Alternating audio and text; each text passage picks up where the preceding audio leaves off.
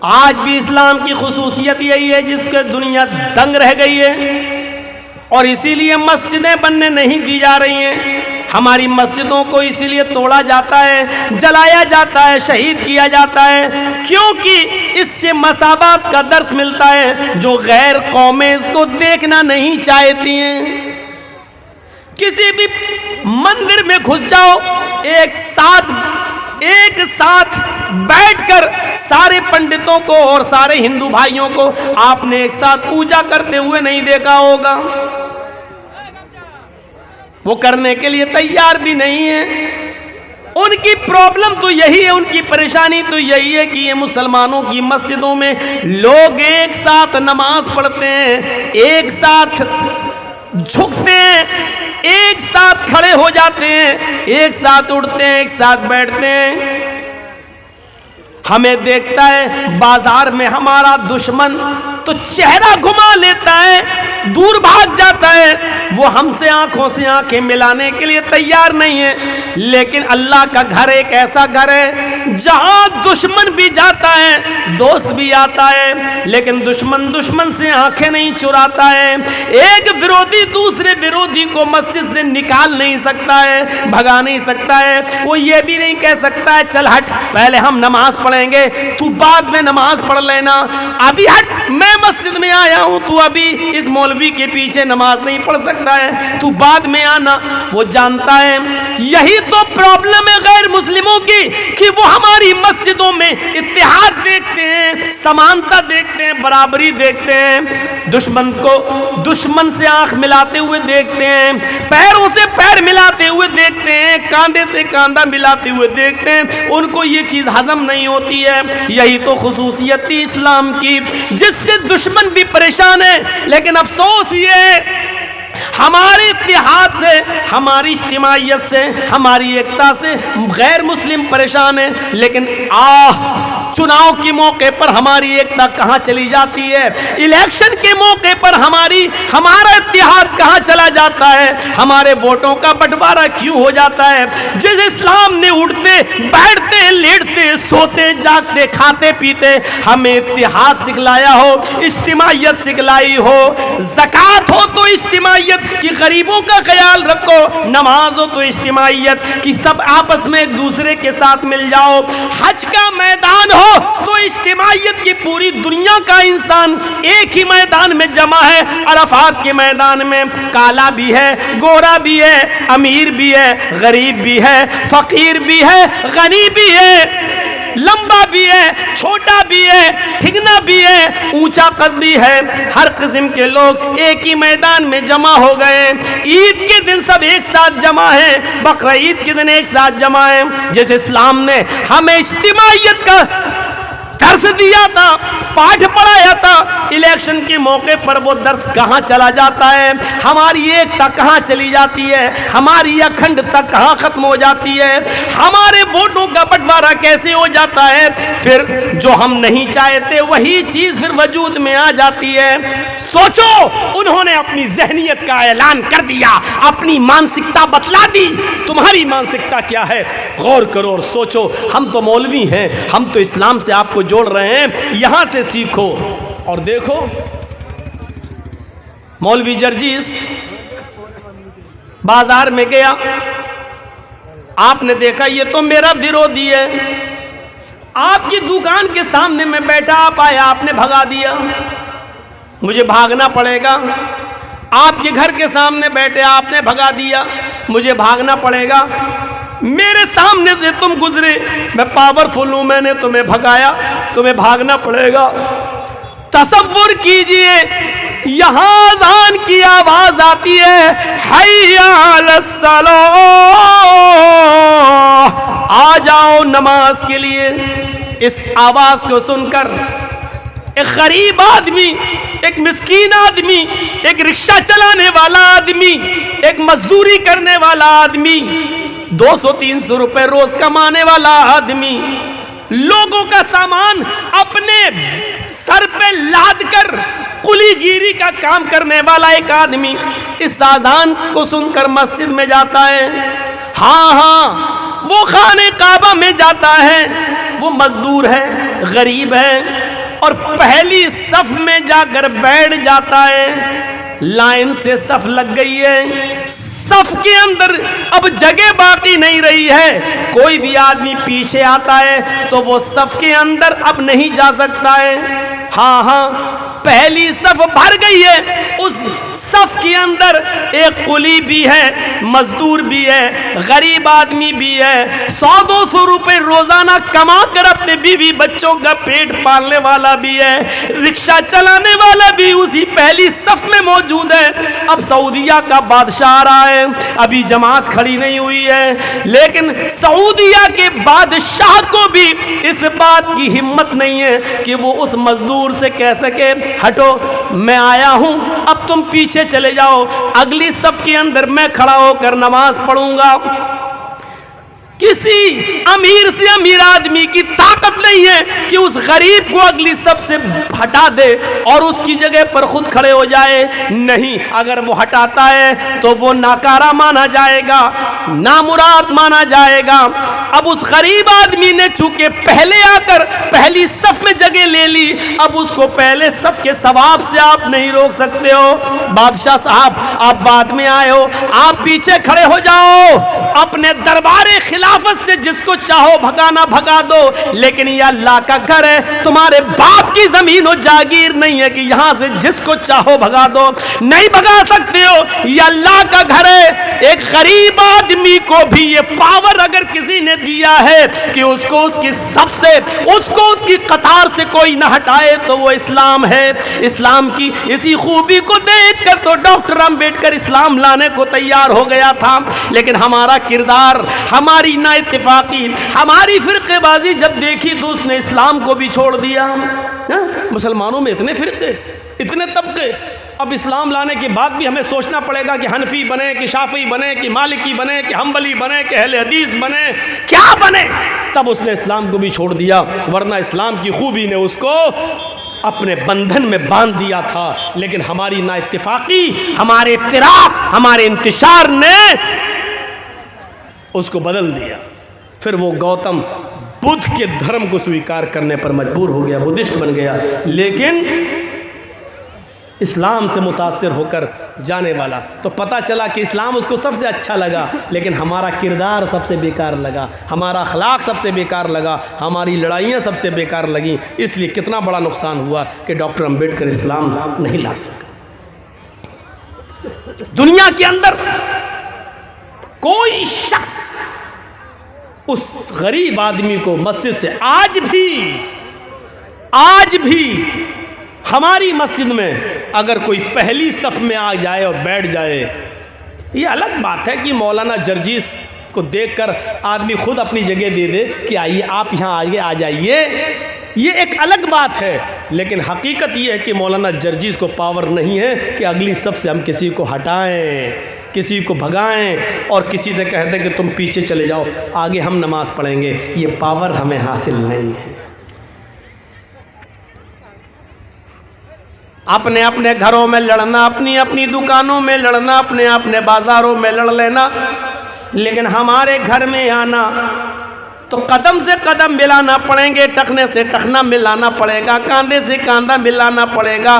कअन्नहुम बुनियानुम मरसूस, ऐसे बनना पड़ेगा जैसे तुम शीशा पिलाई हुई दीवार हो। झगड़ा नजरअंदाज करना पड़ेगा, लड़ाई झगड़े बालाए ताक रखना होंगे।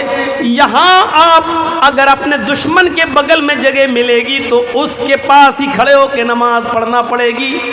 हाँ, अगर तुम्हारा विरोधी, तुम्हारा दुश्मन आलिम है और उस मस्जिद का इमाम है तो वही नमाज पढ़ाएगा और तुम्हें उसके पीछे नमाज पढ़ना पड़ेगी। मेरे प्यारे साथियों, इस्लाम ने हमें ये दर्स दिया है, इस्लाम ने हमें ये एकता का पाठ पढ़ाया है। लेकिन आज कहाँ चली गई हमारी समानता, कहाँ चली गई हमारी इंसानियत, कहाँ चली गई, चला गया हमारा इत्तेफाक, कहाँ चला गया हमारा इत्तेहाद।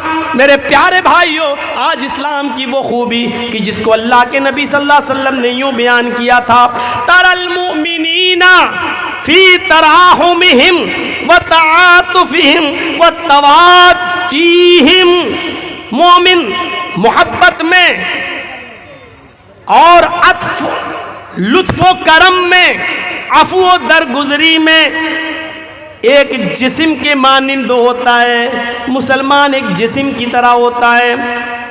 अगर जिस्म के एक हिस्से को तकलीफ पहुंचती है तो पूरा का पूरा जिस्म दर्द से कराहता है। कभी आपने सुना है उंगली कट गई हो तो दूसरे हाथ ने कहा हो मुझे क्या मतलब, भक तेरे हाथ की उंगली कटी है, मेरा तो सही है।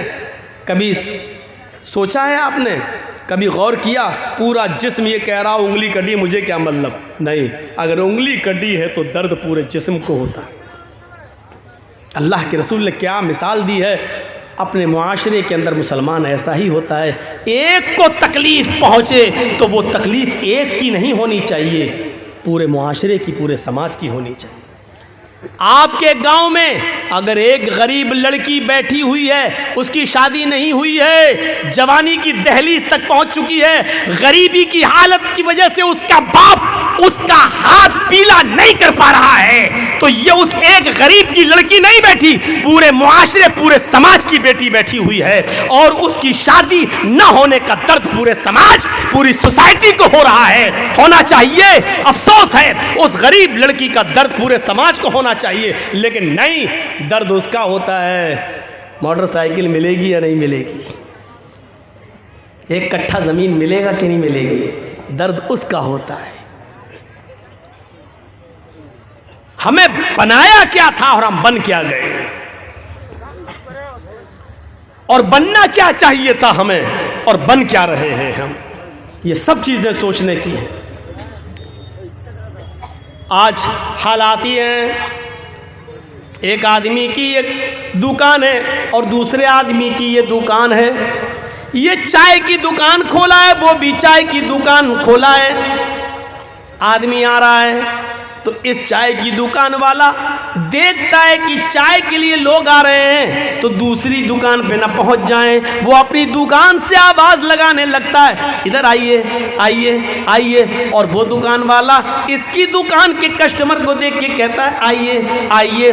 ये सूरत हाल है। आज हमारा नाम मोहम्मद असलम है, दूसरे दुकान वाले का नाम मोहम्मद अकरम है। ना असलम को अकरम की फिक्र है, ना अकरम को असलम की फिक्र है। असलम अकरम के कस्टमर चाहता है कि मेरी दुकान पे आ जाएं, अकरम असलम के कस्टमर चाहता है कि मेरी दुकान पर आ जाएं।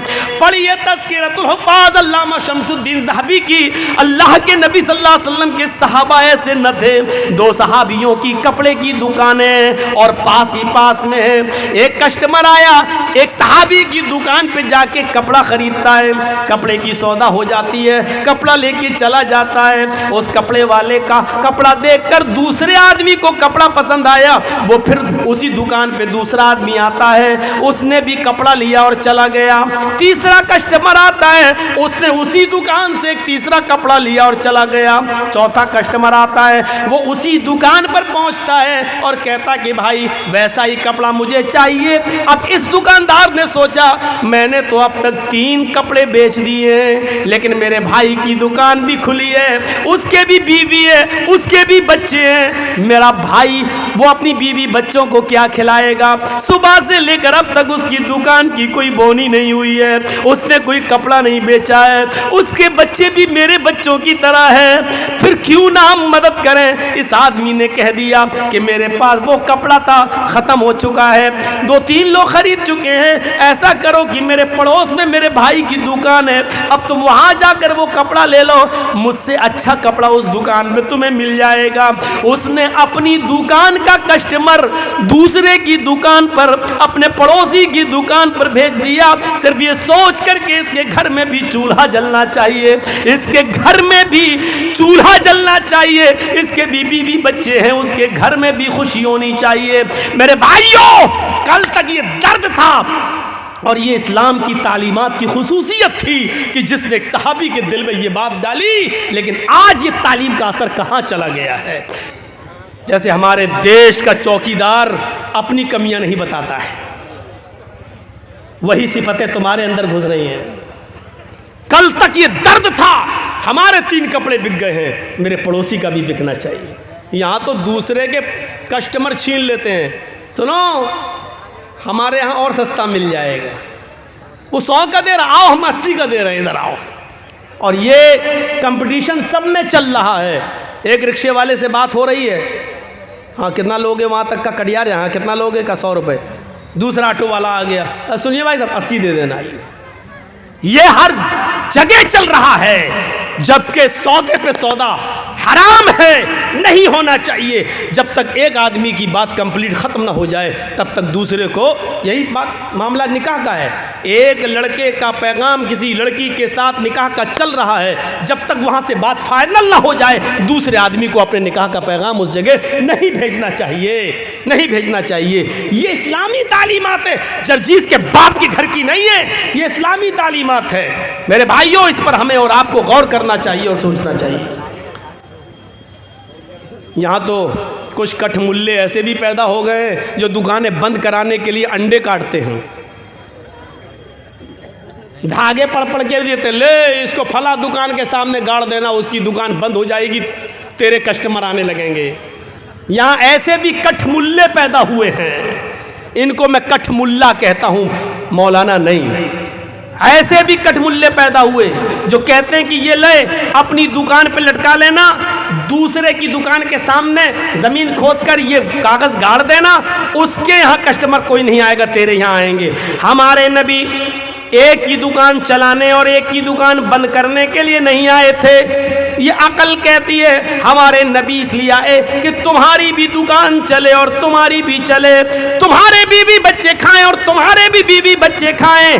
आए कठमुल्लाओ, मुझे ऐसी दुआ बता दो जो अल्लाह के नबी ने ऐसी दुआ बताई हो कि इस दुआ से तुम्हारे कस्टमर तो आए और दूसरे की दुकान बंद हो जाए। मौलवी जर्जीस को अभी तक ऐसी दुआ नहीं मिली है। कठमुल्लाओ, तुम्हारे पास वो दुआ कहां से आई, जरा मुझे भी बता दो, हम भी तो जाने कि वो दुआ तुमने कहां से सीखी है, कहां से पढ़ी है, किस हदीस में पढ़ी है, कुरान की कौन सी आयत है। नहीं दे पाओगे, फातू बुरहानकुम इन कुंतुम सादिकीन, अगर तुम अपने दावे में सच्चे हो तो दलील पेश करो, ऐसी कोई दलील लेकर आओ। ये इस्लाम की खुसूसियत थी, ये उसकी तालीमात की खुसूसियत थी। एक दूसरे की फिक्र किया करता था, एक दूसरे की कद्र किया करता था, एक दूसरे के घर में खाना आ जाए चला जाए उसकी फिक्र किया करता था। एक दूसरे की रोटी रोजी छीनने वाले नहीं थे। और यह असर था मुहम्मद रसूलुल्लाह सल्लल्लाहु अलैहि वसल्लम की तालीम का। गौर करो, सईद इब्ने जुबैर को हज्जाज इब्ने यूसुफ की पुलिस ढूंढ रही है। हज्जाज इब्ने यूसुफ बड़ा जालिम बादशाह गुजरा है, हुक्मरान गुजरा है, उसने बड़े बड़े सहाबा को कत्ल करवा दिया और जरा भी नहीं हिचकिचाया। वही सईद इब्ने जुबैर के पीछे पड़ गया। सईद इब्ने जुबैर भागे भागे फिर रहे हैं, रात में निकलते हैं, छिप छिपा कर गुजर रहे हैं, शहर पार करना चाहते हैं, मुल्क से निकलना चाहते हैं, क्योंकि हज्जाज इब्ने यूसुफ ने ऐलान कर दिया सईद इब्ने जुबैर को कहीं से भी पकड़ के लाओ, ढूंढ के लाओ, जिंदा उनको पकड़ के लाओ, हम उनको अपनी आंखों के सामने कत्ल होते हुए देखना चाहते हैं। हज्जाज की पुलिस को इनाम दे दिया गया, ऐलान कर दिया गया, जो सईद इब्ने जुबैर को पकड़ के लाएगा उसको इतना इनाम दिया जाएगा। पुलिस हाथ धोकर सईद इब्ने जुबैर के पीछे पड़ गई, लेकिन सईद इब्ने जुबैर को पकड़ न पाई। एक दिन ऐसा था कि सईद इब्ने जुबैर रात के अंधेरे में एक झोपड़ी में घुस गए और एक मुसलमान ने उनको अपने घर में पनाह दे दी और कहा कल शाम तक यहीं सो जाओ और रात में फिर यहाँ से निकल जाना। लेकिन उसी रात एक दूसरे मुसलमान ने सईद इब्ने जुबैर को उस झोपड़ी में जाते हुए देख लिया और उस देखने वाले मुसलमान ने हज्जाज इब्ने यूसुफ की पुलिस को खबर कर दी कि सईद इब्ने जुबैर फलां आदमी के घर में छिपे हुए हैं। हमेशा याद रखना, जासूसी अपने ही लोग करते हैं, दूसरों से उम्मीदें कम हैं। हमारे उत्तर प्रदेश में जब लॉकडाउन लगा था और मस्जिदों में नमाज़ पढ़ने की पाबंदी हो गई थी, तो ये हुआ था कि सिर्फ 5 आदमी नमाज़ पढ़ लें, एक इमाम, एक मुअज्जिन और 3 आदमी बस